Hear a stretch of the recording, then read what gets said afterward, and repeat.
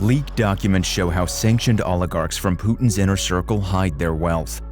The Pandora Papers Russia project, an investigation led by the International Consortium of Investigative Journalists, reveals suspicious transactions worth $700 million linked to Suleiman Kerimov and his closest business associates. Kerimov is a Russia-based billionaire and politician with very close ties to the Vladimir Putin regime. He rose from humble origins as a Soviet-era economist to become one of Russia's richest and best-connected oligarchs. In 1999, he won control of Nafta Moskva, a former state oil trader. A year later, Kerimov obtained billions of dollars in loans from big Russian state-owned banks and became a major stakeholder of Russia energy corporations. Today, he is worth $15 billion. The Pandora Papers leaked documents reveal how a Swiss tattoo artist was falsely named as owner of a company that transferred over $300 million to firms linked to Kerimov. They also show how $700 million of transactions and the secret ownership of luxury properties went undetected. Kerimov is among more than 4,000 Russians whose names appear in data obtained by the International Consortium of Investigative Journalists and examined as part of Pandora Papers Russia, a new investigation led by this international group and global partners to shed light on covert financial transactions linked to the oligarchs and others close to the Kremlin in the wake of Russia's invasion of Ukraine. The investigation exposes failures of the banking system and the obstacles impending Western sanctions. Corporate records show how fake owners were used to heighten secrecy and that banks did not know exactly who was behind big US dollar transactions. That throws into doubt the ability of governments to identify and seize the assets of those they are targeting in the aftermath of the invasion. "We are coming for your ill-begotten gains," US President Joe Biden pledged in his annual State of the Union speech. The US has announced a major intergovernmental program to identify oligarch assets, but that won't be easy. Experts say Western countries have a lot of work to do because for years, they have taken a lax approach to the fight against dirty money and failed to hold banks to account.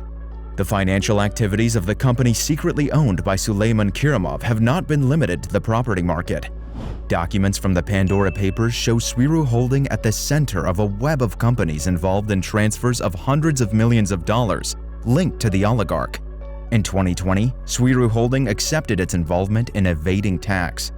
In one case, leaked corporate records reveal a nominee shareholder, someone who owns shares for the benefit of another person, was falsely named as the true owner of a company involved in over $300 million of money transfers. Putin's former communications minister, a high-ranking regional political leader, an imprisoned cryptocurrency specialist, and an oligarch are also those among the Russians whose names appear in the Pandora Papers. The database now contains information on more than 800,000 offshore companies, foundations, and trusts, and links to people and companies in more than 200 countries. In addition to the data release, ICU and its partners are publishing new reporting that shows how Russian bankers, oligarchs, and others in Putin's orbit have obscured vast wealth in tax havens. In the Pandora Papers, Russian political figures, including former ministers, ex-members of the Russian parliament, and a presidential candidate, own 163 distinct entities. That's more offshore companies than the ones owned by politicians from any other country.